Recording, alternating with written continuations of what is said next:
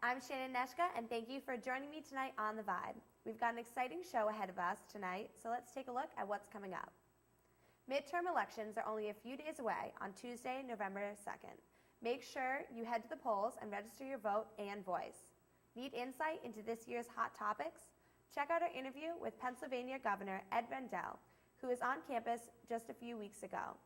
Next, a reporter, Melissa Abelstein, sits down with President Dan Weiss, who tells us why political activity on a college campus is important.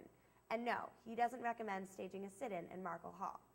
After that, we'll take a look at how the debate went among our 3 student political groups at Lafayette: College Republicans, Democrats, and Libertarians. And to top it off, reporter Sarah Dowley gets the lowdown from Lafayette students about what issues are motivating their vote when they head to the polls Tuesday. But first, let's take a look at the weekly calendar. What's in store for us, Natalie? Hi, Shannon. We've got an exciting week ahead of us this week. It's Halloween week, so we're going to start it off on Friday, the 29th at Crazy Keef. Please come scary. We're going to have the chance to have a pie eating contest as well as throwing pies in our RA's faces, which I know I would enjoy doing to some of my RAs in the past. And we've got Fall Fest on the Quad on the 30th. It's going to be a great day with some live entertainment and bobbing for apples. And then on November 1st, on Monday, we're going to look into some policy issues with a brown bag discussion about open access policy and if we think that our professors should have their articles available on the web.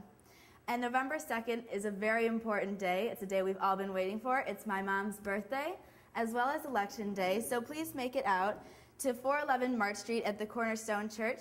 It is only a block and a half away from Farranon and a mile from where I am, and I'm going, so I hope to see you out there.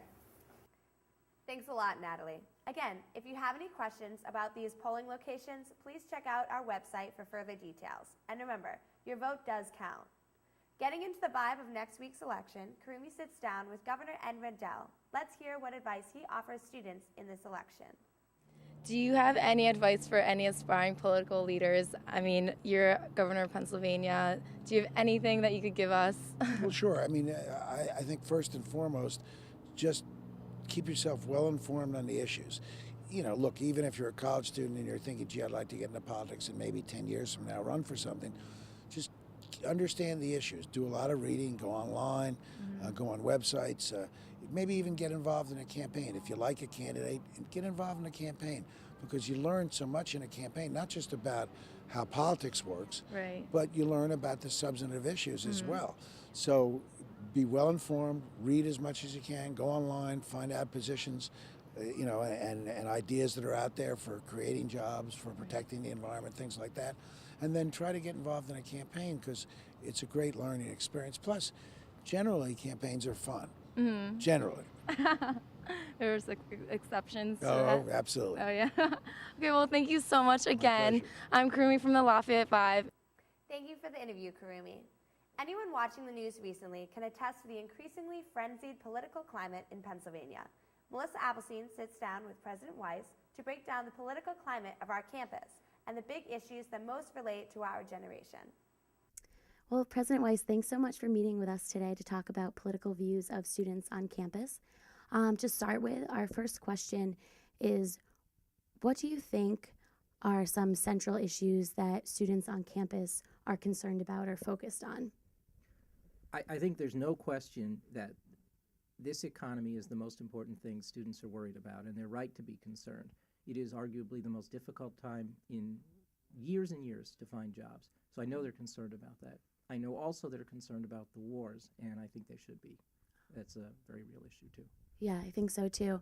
And do you think it's part of the mission of Lafayette campus to get students politically active, or do you think students on campus are politically active? I'm not sure they are politically active, not as much as they should be. One of our core missions is we often talk about engaged citizenship, getting students to recognize their responsibility beyond the walls of Lafayette. And so I'd like to see more involvement. The more people think about how they vote and then vote, the better our government will be. Hey, thank you so much. So what political advice or just in general advice for future leaders that want to get involved in politics?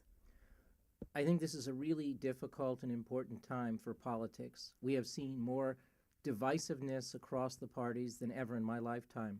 Students should get involved, they should focus on the issues, and they should respect what this government is intended to accomplish and try to lift us all, because we need that. Great. Thank you so much for taking the time out of your busy day to meet with us. And that's all. Thank you, Melissa, and special thanks to President Weiss for that informative interview. Have you ever been curious about how Lafayette students feel about politics?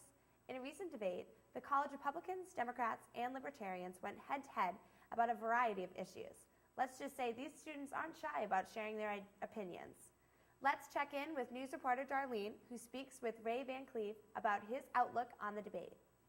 Hi, this is Darlene Cirilla reporting from The Vibe. I'm here with Ray Van Cleve, the moderator of the debate between the college Democrats, Republicans, and Libertarians. Ray, how'd you think it went?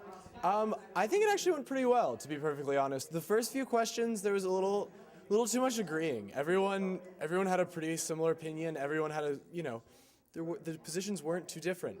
Once we started getting into some, not necessarily hotter topics, but a little more complicated topics, the parties started to take different strikes. I'm really glad that I incorporated libertarians. I was originally on the fence about that, but not that I necessarily agree with them or disagree with them, but they definitely spice things up a lot, which was really helpful and made my job as moderator a lot easier, because I didn't just have to keep nodding my head and say, "Oh yes, you agree again. You agree. No, finally you disagree." So.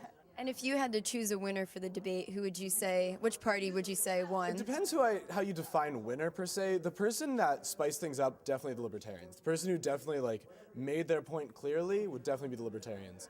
The people who I think the audience resonated with the most would probably be the college Democrats.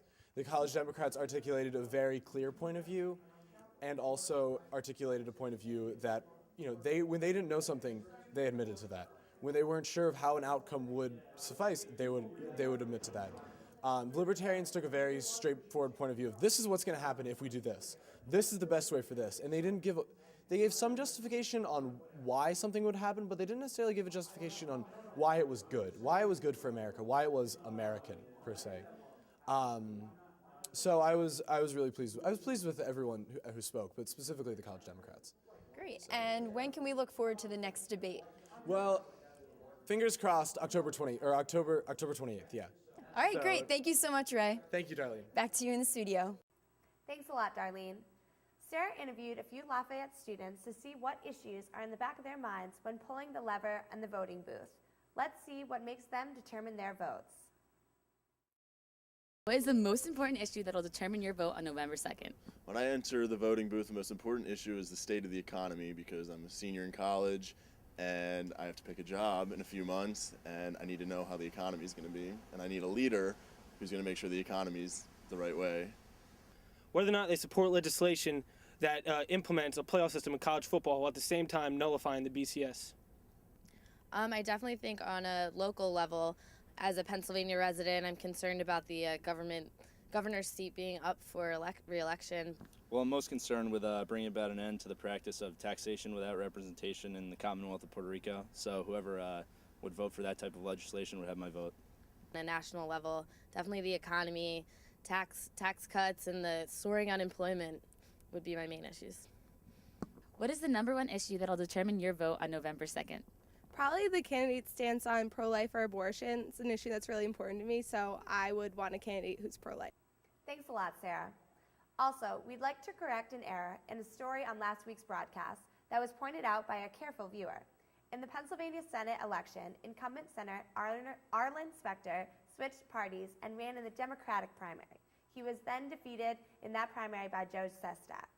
Well, Lafayette, that's it for tonight. Thank you for joining us on The Vibe. And don't forget, next week, when I'll interview one of our favorite Lafayette alumni, Bruce Magan, the principal of HAM Media Group.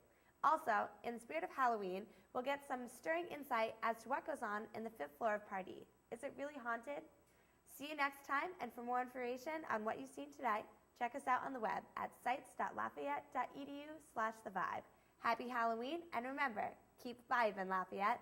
So strong, your wretched little lives have all been too. I know